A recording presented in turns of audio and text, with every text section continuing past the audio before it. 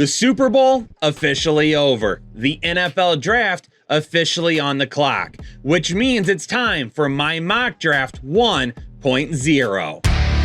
Yo, what is going on, Headliner Nation? With the season officially done, I'm turning my full attention to the 2024 NFL Draft. More scouting reports than ever before, more dynasty content than ever before, and more breakdowns of the rookies that are coming into the NFL. That's what you're going to find from me here over the next couple of months as we work our way to the NFL Draft. And all of that begins today with my first mock draft of the offseason. Now for this mock draft, because it is my first one, and we still have a long way to go. We have the combine, we have free agency, we have a lot of different things that are going to take place that will change this mock draft greatly over the next couple of months. But this one, we're really going to be talking about each team in their current position. No trades. And a lot of times we're going to talk about best available player. Every once in a while, we may skip on somebody to meet a positional need if it's really needed for that team. But a lot of times in the first round, especially recently, teams are willing to go with best player available more than just meeting a need that's open for them. And Headliner Nation, since there isn't as many people around in the off season, I need y'all to do me a favor, hit that like button and leave a comment down below, because we're going to be going through tons and tons of dynasty and rookie content to an extent that we've never covered before. So get ready for all of that. Turn on your bell notifications and let's go ahead and dive into the Chicago Bears, who currently have the #1 overall pick. And since this mock draft isn't going to have any trades with it, Chicago's going to keep the pick and they're going to take my #1 overall player, Marvin Harrison Jr. It gives a huge playmaking weapon for Justin Fields to be right across from DJ Moore, and it gives no more excuses to this Bears offense to be on a more consistent level in 2024. But what are you getting if you draft Marvin Harrison? Well, my scouting report is going to detail all of that for you. Marvin Harrison Jr.'s strengths include his route running, contested catch ability, and his body control. His route running, getting in and out of his breaks at any level of the field, will absolutely leave defenders in a spin cycle and will allow him some great open opportunities in the middle of the field. But even if he doesn't lose a defender at the NFL level as often as he did at the college level, his contested catch ability will be one of the best attributes heading to the NFL. And not only that, but his body control. When he goes up in the air to catch a ball, this is a guy that can get 2 feet inbounds, can make a catch, come down, and be able to get yards after the catch. This guy does a lot of things that you don't see NFL wide receivers currently doing. And when you look at his weaknesses, there's not a ton of weaknesses to his game. Really, my main concern is that he's not going to be able to rely on only his ability at the NFL level. Things were so easy for him in college. My hope is that he doesn't just feel like, hey, on Sundays, I'm going to be able to win a majority of the time. Because while that may be true, it's not going to bring consistent performances if he isn't ready to go at the next level. And one thing that he does lack a little bit of is that quick first step. A lot of wide receivers have a really quick first step to make defenders lose track of what route they're going to be going right away. Marvin Harrison Jr. off the line isn't as explosive as a lot of wide receivers, but that's all right because he makes up for it everywhere else. His outlook is going to be a special NFL talent. He has the ability to make an impact right away, and he can win at any level of the field with his route running and catching ability, whether it be on the short end of the field with screens and crossing routes, whether it be over the middle of the field, whether it be to the outside or be as a deep threat. Marvin Harrison Jr. can do it all. At #2, the Washington Commanders are going to go with Caleb Williams, and they're probably taking a quarterback no matter what. And it wouldn't shock me if Sam Howell ends up getting traded somewhere else. Sam Howell did a pretty good job this year, but it feels like with a new coaching staff coming in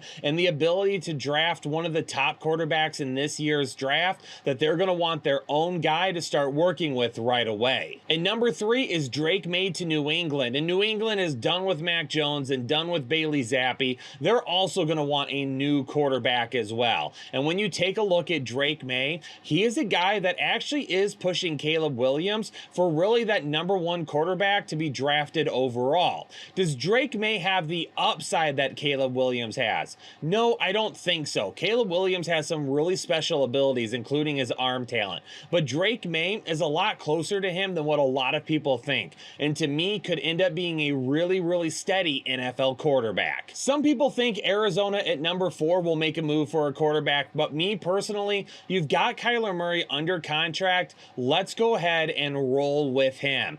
But let's get him some weapons to do that. And one of the best wide receivers in this year's draft outside of Marvin Harrison Jr. is going to be Malik Nabers. If you remember last year, a lot of people had obviously crowned Bijan Robinson the #1 running back in this draft, but really didn't talk about Jahmyr Gibbs as being kind of a 1B type player to Bijan Robinson. And I tried telling everybody last draft season that Jahmyr Gibbs is a lot closer to Bijan Robinson in terms of athletic ability and NFL outlook than what a lot of people wanted to believe. And really, Malik Nabers is the same way to Marvin Harrison Jr. this year, because Nabers has so many strengths. He reminds me of Jamar Chase. This is a guy that can play anywhere in the formation. You can throw him in the slot, you can throw him out wide, you can do a lot of different things with him in your offense. He's got the big playability, he's got the explosiveness in and out of his routes, and he's also very physical after the catch.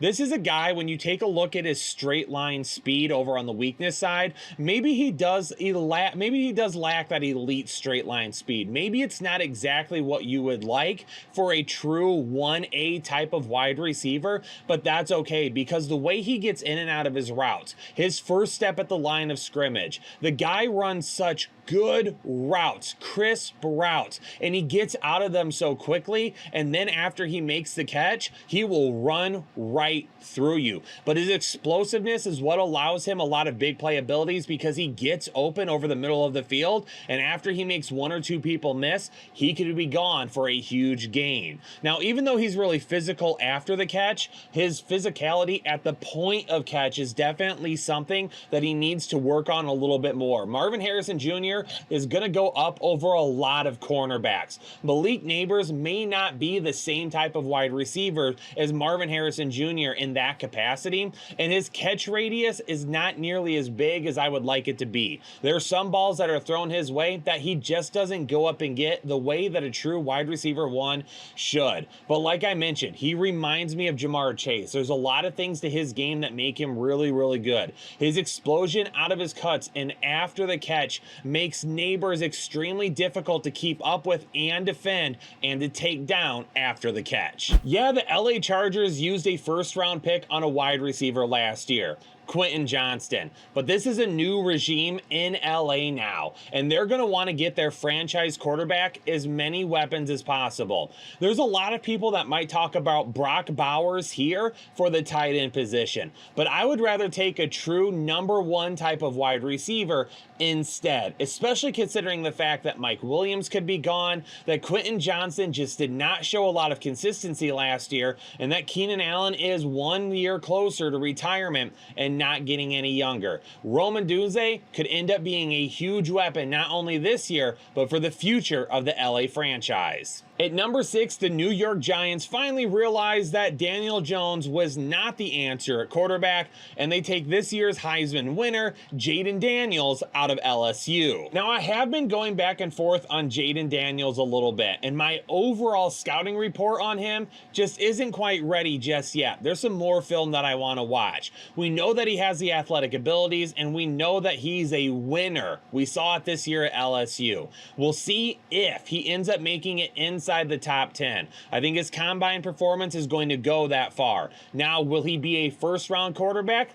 Absolutely. If he goes to the combine and performs well, there's going to be some teams that probably won't be able to pass up on him. Tennessee decides to address their offensive line, and they go with the big guy out of Penn State, Olumawaya Fashanu, a guy that was considered the best offensive tackle, not just this year, but also last year. This guy is an absolute beast, not only in the run game, but pass blocking as well, and he's definitely a guy, just based on his strength alone, can throw around NFL defensive ends like it doesn't even matter. The first defender off the board is going to end up going to Atlanta, and I know a lot of people are going to make a case for them to go for a quarterback instead, but honestly, going with a guy like J.J. McCarthy, Bo Nix, Michael Penix at this point in time isn't nearly as safe as a bet as going with Jared Verse out of Florida State. Jared Verse absolutely could be a dominating pass rusher within the next year. This guy reminds me a lot of Brian Burns,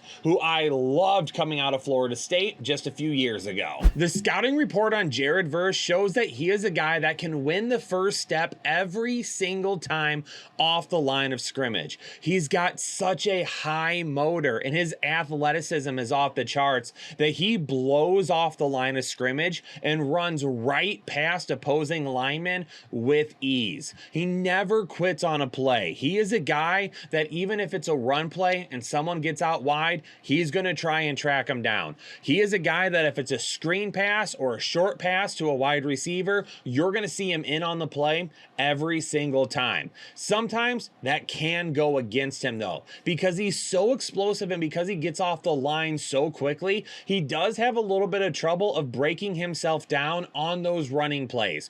Turning from a pass rusher to a guy that's going to tackle a running back takes a special type of talent for a defensive lineman. And for him, because he comes off the line so fast, there isn't always the opportunity for him to slow it down and make a tackle on those running backs. His high motor can lead to over pursuing and gap loss. So if he's supposed to be filling a gap, because he has that high motor and he wants to get off the quarterback, sometimes he will go the wrong direction, or he'll get into that gap and he'll blow through it instead of holding it, waiting for that running back. Really, he could win in the NFL based on his athleticism, strength, and motor alone. But if he goes out and improves the finesse in his game and his ability to play the run better, he could be an all-pro very, very soon. And for the Atlanta Falcons, I definitely would want a guy like this on my defense instead of maybe risking it with Bo Nix or Michael Penix Jr. or J.J. McCarthy. With the first overall pick, Chicago decided to go with Marvin Harrison Jr. to help out the weapons in the offense.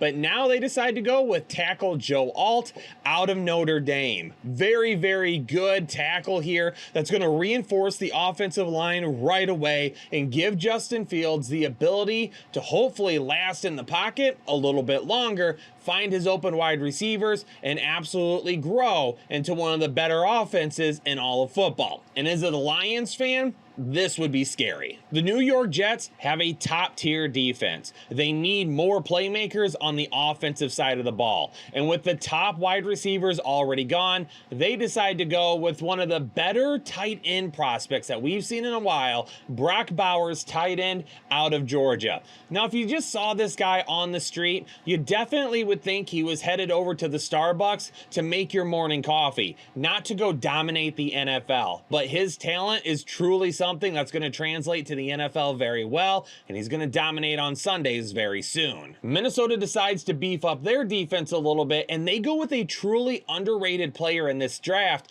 Dallas Turner out of Alabama. This is a guy that when we talk about like Jared Verse a couple of picks ago, where he has such a high motor that sometimes he has trouble stopping the run, Dallas Turner might not have the upside of Jared Verse, but he's way more flexible in terms of being able to rush the passer or just sit back and play the run. This is going to be a really, really good player for Minnesota to move around in the formation a little bit and do a lot of different things to mess up offensive minds. At 12 overall, Denver's going to go ahead and go with J.J. McCarthy. We already know that they need a quarterback, and it wouldn't shock me if they're a team that's trying to trade up to get one. Now, I know a lot of you in the comments are probably going to hate on J.J. McCarthy, and you've got to do a much better job than looking at just box scores when formulating your opinion on NFL draft prospects, because J.J. McCarthy has everything that you need to translate to the NFL. His tools alone present a really high upside for whoever ends up drafting him. Maybe some of his skills are a little raw to begin with, but because he has such a huge arm, that is going to be some of the things that NFL scouts are going to want to see. His poise and his mental attitude is going to be something else that also helps him excel at the NFL level. He's going to be calm and poised in the pocket. He's going to go out there and he's going to make plays. He may make a mistake every once in a while, but it won't ruin him and it won't ruin his game. His ability to extend plays is also something that NFL scouts are going to love, because NFL scouts want guys like this right now. NFL coaches want guys like this right now. Somebody that can move outside the pocket, throw on the run, extend plays, and make their offense even that more dangerous. His weaknesses right now really truly lies in the fact that he had a lack of passing volume at the college level. Michigan was a run-first team, and there were games where they would run the football. And once again, box score-wise, absolutely. If you take a look at those, nothing jumps off the page. But you have to keep in mind that this season, he was being pulled off the field at halftime quite a bit to begin the season. Michigan was beating teams so badly to begin the year, there was no reason to have J.J. McCarthy out there. And also, he trusts his arm a little too much at times. You do see it when he tries to make some throws. He does find those tight windows. Sometimes it's a good thing, sometimes it can end up burning him. He's just going to have to realize that as the NFL game speeds up from the college game, that some of those windows that he used to throw into just won't be there. And his lack of passing volume at Michigan is going to scare some people. I already mentioned it as a weakness, and some people are going to look at J.J. McCarthy and they're going to knock him for that. But watch the tape. McCarthy, when you watch him on film and what he does as a quarterback, he is absolutely an NFL caliber player with high upside. At number 13, Las Vegas is going to take Michael Penix in this mock draft, and it's not something that I totally agree with, because for me personally, and you might torch me for this, Michael Penix is a day 2 quarterback. There's a lot of things going against him right now that I just don't trust, and I'm going to break it down a lot more for you because there's some things I want to dive into with his tape a little bit more. I'm going to put him here though because Las Vegas needs a quarterback. They've made that known at this point. So at this point of the draft, if they haven't moved up yet, Michael Penix Jr. could end up being an option. New Orleans decides to address their defense, specifically the defensive line, with Laiatu Latu, edge defender out of UCLA. A very capable edge defender that honestly could end up standing up outside, playing outside linebacker at some point as well. He can put his hand in the ground. He can stand up in a 2-point stance. It really doesn't matter what you need from Latu. He's going to be a guy on defense that will be able to do it. Indianapolis is going to need some help in the secondary with this division that they're in right now and the talented quarterbacks all around them. And going with Kool-Aid McKinstry out of Alabama would be a really good bet for them to reinforce that secondary and give them a playmaker that can help shut down Trevor Lawrence, CJ Stroud, and who knows, maybe even Will Levis. Seattle decides to go with best player available here, and I absolutely love this guy. Jerzon Newton has a ton of potential at the NFL level, playing on the interior of the defensive line. Guys like Geno Atkins, Aaron Donald, maybe not that type of upside, but he's going to be a truly special player that can defend the run, clog up the middle, and get through the middle to take down the quarterback. One thing that could really end up making him very special by the time he really matures at the NFL level is his ability to take on a couple of different blockers, making things on the outside a lot easier. At number 17, the Jacksonville Jaguars are going to go with cornerback Cooper DeJean out of Iowa. And for the same reason Indianapolis is going with a cornerback, Jacksonville is going to as well. This division is going to be really solid at the quarterback position for the next several years. And because of that, these defenses are going to need to start stockpiling players that can shut down the pass. Cincinnati continues to have an issue on the offensive line, and in this year's draft, they're going to address it in the first round with Talise Fuaga offensive tackle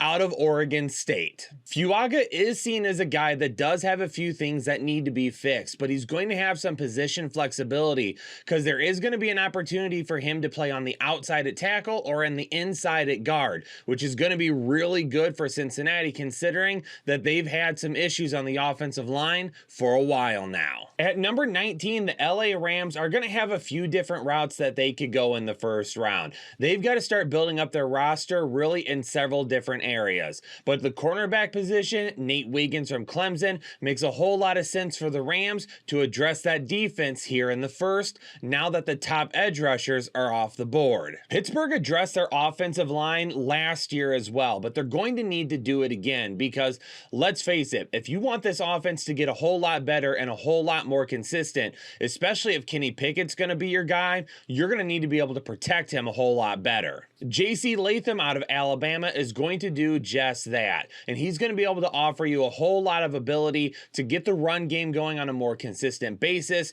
and give Kenny Pickett more time to throw out of the pocket. The Miami Dolphins are another team that could go a whole lot of different routes in the first round, but your investment right now is in the offense. Tyreek Hill, Tua, Jalen Waddle. Your run game was really good this past season, but you're going to need to do a good job of protecting Tua for several years down the road if he really is your guy. So offensive tackle makes a lot of sense in the first. Amarius Mims does a really good job alternating between strength and finesse. In the run game, he is a guy that can absolutely knock several defenders to the ground while getting out in front of his running backs. In the passing game, he is a guy that, hey, as an edge rusher, if you're going to over pursue, he'll let you run around and just knock you to the ground.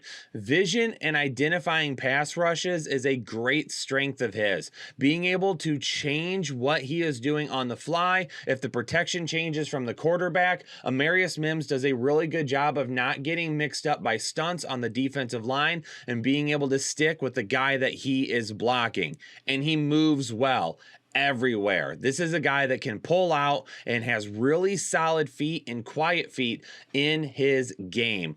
Weaknesses right now really is just a lack of playing time over the last couple of years. He's dealt with some injury issues and he's had some lack of snaps that you would like to see out of a top tier offensive tackle. And sometimes he can stop driving his feet. He'll let his strength, his upper body strength kind of take over, and his feet will get a little flat-footed at times, especially when he is protecting in the pass game. If he keeps driving his feet, he can use his upper strength to absolutely dominate people to the ground.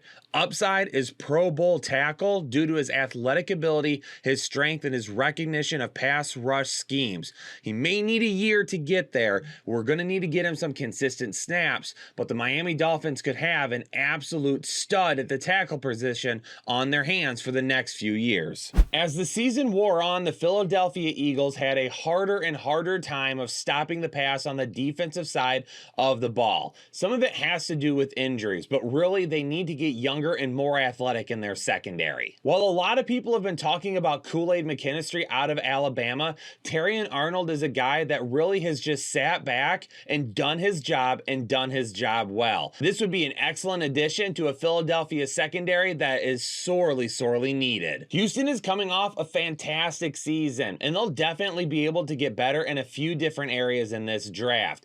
Head coach D'Amico Ryans, though, I think is going to stay a little defensive focused here in the first round, going with Braylon Trice, edge rusher out of Washington. This is going to be a tough division for years down the road. So you know what? Why don't we get another piece to go alongside Will Anderson to get after the quarterback and make him uncomfortable in the AFC South? Dallas fans are absolutely going to hate this pick, and they are going to let me know about it in the comments. But sometimes the best picks in the first round aren't the sexiest picks. And Dallas, you got to get a lot better in the interior of your offensive line. Jackson Powers Johnson out of Oregon is going to help you do exactly that. He can play center and he could play guard. He's definitely going to be a guy that will be utilized in the run game and pass protection, which is sorely going to be needed here very soon for your offensive line. go ahead and take it. It's not sexy, it's not going to make you sing and dance, but when you see your run game take a step forward this year and you see Dak Prescott continue to have time to throw the football, you'll be more than happy, even if you're not hearing his name called out consistently on the broadcast. At number 25, Green Bay saw their investment into Jordan Love absolutely work out to perfection this season. And Jordan Love is going to be the guy in Green Bay for quite a while now. Absolutely crazy that they've nailed Favre, they nailed Aaron Rodgers, and potentially they've nailed Jordan Love as well. But when you have a quarterback like that, you have to protect him. So for Green Bay, I'm going to go with Jordan Morgan out of Arizona to help reinforce that offensive line. Yes, they're going to have to get a little bit better on defense as well, but when you take a look at best players available, why don't we go ahead and protect your franchise quarterback, and then we'll address the defense in the next round. Tampa Bay is going to be another team that could do a lot of different things in the first round because they have several areas that they could get better at, but your defense had a lot of trouble stopping the pass this year, so why don't we go ahead and address that now? Enos Rakestraw, cornerback out of Missouri, will really help you try to defend the pass a lot better than what we saw this past year. For Tampa Bay, they have a lot of really good pieces in place, and more than likely they're going to be paying Baker Mayfield to stay there as their quarterback, and you're also going to have to deal with Mike Evans as well. You're not going to have a ton of money to spend on your defense. You're going to have to get younger and better through the draft. Arizona continues to reinforce their offense after drafting a wide receiver at the top of the first. They're going to go with an offensive tackle here. Tyler Guyton out of Oklahoma would be a really good fit for Arizona. Like I mentioned, you already added your wide receiver to try and boost this offense a little bit, and you have some really good weapons now around Kyler Murray. So let's go ahead and protect him. Let's give him time to throw, and let's watch this offense thrive a little bit more in 2024 than what it has as of recent. Gabe Davis is likely gone in free agency. Stephon Diggs doesn't seem to be happy in Buffalo right now and may be traded. So we're going to need to address the playmaking position, especially wide receiver, for Josh Allen. And Brian Thomas out of LSU is going to do exactly that. He gets overshadowed by Malik Nabers, but make no doubt about it, this is a guy that absolutely can translate to the NFL and be a big-time receiver right away. Detroit's number one need is going to be in the secondary, but we're going to go best player available here with Byron Murphy out of Texas. He is an absolute chaos causer right in the middle of any offensive line, and because of that, that's really going to help Aiden Hutchinson on the outside hopefully get home a little bit more than what we saw this past year. Byron Murphy can stop the run, which Detroit was already really good at, but he can also get through the middle of any offensive line and make quarterbacks really uncomfortable. Maybe drafting Keon Cole would be overkill for Baltimore, but they had a really good defense last year. And when you take a look at the wide receivers that they currently have right now, Zay Flowers looked really good this past year, absolutely. But is Rashad Bateman going to be the answer there? Does Odell Beckham Jr. come back for another year? Who do you really have on the offensive side of the ball outside of Zay Flowers that you can count on in 2024 and beyond? Why don't we go ahead and add Keon Coleman, an absolute field stretcher that is going to be a guy that is going to accelerate on the outside for Lamar Jackson and have some big time plays, but more importantly, open up the middle of the field for Zay Flowers and Mark Andrews to do a lot of damage. San Francisco addressing their offensive line may not be the sexy pick, but it would be the smart pick here at the end of the first round. Troy Fautanu, offensive tackle out of Washington, will help them do exactly that. Trent Williams isn't getting any younger, and Fautanu would be able to play right tackle for you right now and then slide over to left tackle when Williams ends up calling it quits at that point.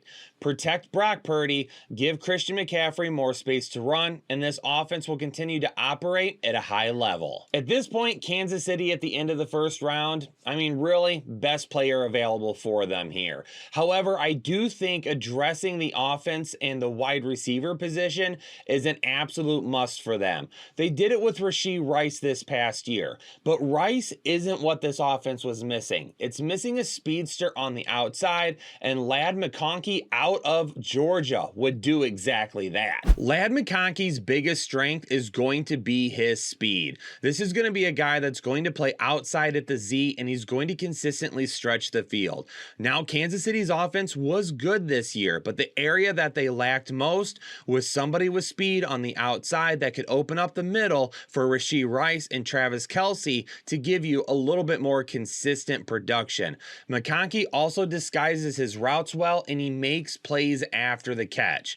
The biggest issue for him is going to be his strength and his contested catchability. He's not going to be a guy that's going to be a wide receiver one on the outside beating cornerback ones. That's not going to happen. He's going to have to count on his route running, and he's going to have to count on his speed to separate. If he does that, he's going to have some decent performances. But really, McConkey at the end of the first round is just to help out the other weapons around him. Well, Headliner Nation, there you have it. Mock Draft 1.0 is in the books, and we'll be doing a lot more of these, and we're going to be diving into rookies like never before and giving you some pretty big dynasty content as well. So make sure that you stick around this off season. Get your research in now, whether you're in a dynasty league or you're in a redraft league. Winning your fantasy championship, it's right here, right now. We can't wait till the summer to start preparing. Hit that like button for me, subscribe if you're new here, turn on the bell notifications, and I'll catch you all on the next episode of the Fantasy Headliners.